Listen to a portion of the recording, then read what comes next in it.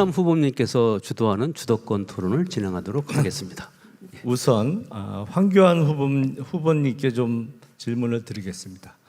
아까 앞선 발언에서 2024년 12월 3일에 일어났던 비상계엄 사태, 이게 내란죄가 성립하기 어렵다라고 지금도 생각하시는 건가요?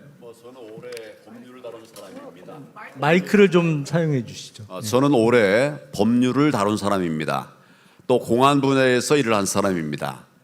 그 누구보다도 공안을 잘 알고 있습니다. 그래서 계엄, 내란이라는 것은 우리가 굉장히 대단한 걸로 알고 있지만 하나하나 법을 따져봐야 됩니다. 제가 법을 따져본 바에 의하면 계엄도 정당한 것이고 탄핵은 잘못된 것이다.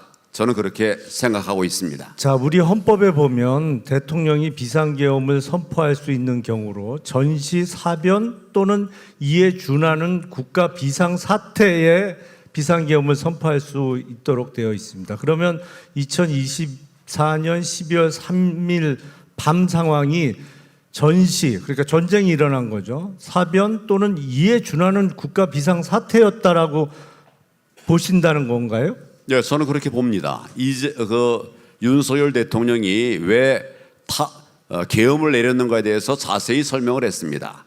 예산을 얻으려고 해도 예산을 안 주고, 사람을 임명하려고 해도 안 하고, 청문회 통과 안 시키고 아무것도 할 수가 없다. 그런데 나라는 무너져가고 있다. 이거는 부정선거를 잡아서 바로 잡을 수 있는 길이 하나가 유일하게 열려 있는데 내가 그것을 해야 되겠다. 그래서 계엄을 한 것입니다. 비상사태죠. 이것보다 더 중요한 비상사태가 어디 있겠습니까? 자, 우리가 보통 그 정부 예산안, 다음 해 정부 예산안은 우리가 9월 1일 날 개원하는 정기국회를 100일 동안 하도록 우리 헌법이 정하고 있지 않습니까? 그래서 보통은 정기국회 마지막 날인 12월 9일까지 예산안을 통과시키면 그게 헌법대로 다 돌아가는 겁니다. 근데 아직 정기국회가 거의 일주일이 남아 있었어요. 2024년 12월 3일 기준으로. 어떤 예산을 안 줬다는 겁니까? 예산안 심의 중이었는데 그때. 그리고 그게 잠깐만요. 제가 한 말씀만 더 드리겠습니다. 예산안 심의 중이었던 데다가 대통령의 인사권이 인사청문회나 여러 가지 면에서 브레이크가 걸린다고 하더라도 그거를 비상계엄을 선포할 수 있는 국가 비상사태라고 지금 보신다는 건가요? 제가 지금 왜 윤석열 대통령이 비상계엄을 내렸는가에 대해서 본인이 자세하게 설명을 했습니다. 국민 앞에서 당당하게 말씀을 하셨습니다. 이런 상황이라서 계엄을 안 해서는 나라를 지킬 수 없겠다.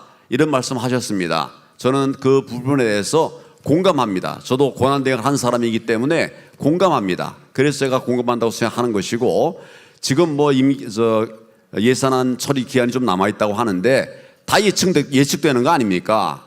그걸 바꿔줄 것 같으면 미리 바꿔주지, 마지막까지. 그러니까 정말 나는 윤석열 대통령이 잘못된 탄핵과 계엄 탄핵으로 인해서 지금 너무 고초를 받고 있는 것이 너무 가슴 아픕니다. 그러면 2024년 12월 3일 비상계엄 선포를 잘했다, 이렇게 말씀하시는 거예요?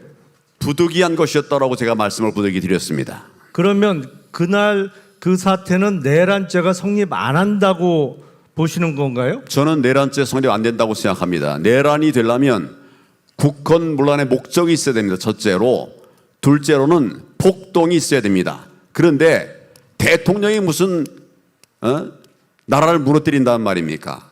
국헌문란의 목적이 어떻게 대통령에게 있겠습니까? 또 그 당시 상황을 우리가 다 봤습니다. 무슨 폭동이 있었습니까?